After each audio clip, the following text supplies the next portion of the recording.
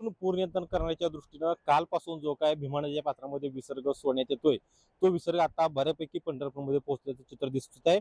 मी सध्या पंढरपूरच्या चंद्रभागा वाळवंटातलं जे काय चंद्रभागा पात्र आहे त्या ठिकाणी तुम्ही माझ्या पाठीमागे पाहू शकताय की हे जे भीमा नदी विस्तृत पात्र आहे ते पात्र या पद्धतीने आपल्याला दिसू शकते की जे उजनीमधून कालपासून जवळपास 80,000 क्युसेक विसर्ग होता तो त्या ठिकाणी सोडण्यात येत होता.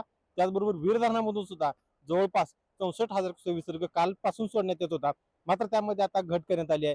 वीरचा जो विसर्ग आहे तो वीरचा विसर्ग हा 34,000 क्युसेक करण्यात आला आहे. मात्र दौंडचा जो आवक आहे ती दौंडची आवक या ठिकाणी वाढल्या दिसून येते. आपण आज दुपारी 1 वाजता जी अपडेट आपण या ठिकाणी पाहिली तर आज दुपारी 1 वाजता जी दौंडची आवक होती ती दौंडची आवक जवळपास 1,06,151 क्युसेक्स इतकी दौंडची आवक होती. आणि पूर नियंत्रण करण्याच्या दृष्टीतून उजनी धरणातून भीमणी या पात्रामध्ये तब्बल 80,000 क्युसेक विसर्ग सोडला जातोय. 1600 क्युसेक विसर्ग आहे तो वीज निर्मितीसाठी त्या ठिकाणी सोडला जातोय.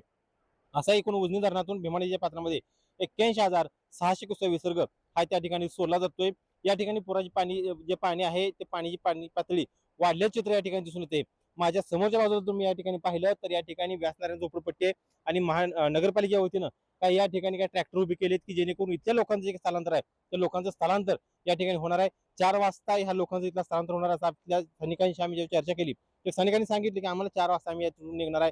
नगरपालिका प्रशासन आहे ते नगरपालिका प्रशासन असतील इथलं लोकप्रतिनिधी असतील या लोकांशी येऊन भेटतायत चर्चा करतायत आणि सातत्यानं या लोकांना धीर देण्याचा प्रयत्न करतायत. मात्र इथल्या लोकांची प्रमुख मागणी आहे की आमचं कायमस्वरूपी पुनर्वसन झालं पाहिजे ही त्या या लोकांची मागणी आहे. तुर्तास तरी या लोकांची मागणी आता कधी पूर्ण होते हे पाहणं आवश्यक ठरणार आहे. भीमेचं जे पात्र आहे ते पात्र आता या ठिकाणी वाढायला दिसून येते. संध्याकाळपर्यंत कदाचित आणखीन या नदीची पाणी पातळी वाढणार आहे. आज दुपारी 1ची आपण अपडेट पाहिली असेल तर 1 वाजता हा जो विसर्ग आहे तो हा विसर्ग जवळपास 70,000 क्युसेक वेगानं पंढरपूरमधून ही भीमा नदी या ठिकाणी वाहिल्याचे चित्र दिसून येते. एकंदरीत आता सायंकाळपर्यंत भीमा नदीची पाणी पातळी किती वाढणार आहे हेच पाहणं आवश्यक ठरणार आहे. तुर्तास तरी इथल्या पंढरपूरमधील व्यासनारायण झोपडपट्टीतील लोकांचं स्थलांतर होऊन त्यांचं स्थलांतर हे प्रशासन वतीनं रायगड भवन या ठिकाणी केलं दिसून येते. उजनी आणि वीरच्या अपडेटसाठी पाहत राहा परिवर्तन न्यूज. व्हिडिओ जर्नलिस्ट आदित्यसह बालाजी फोगरे, परिवर्तन न्यूज, पंढरपूर.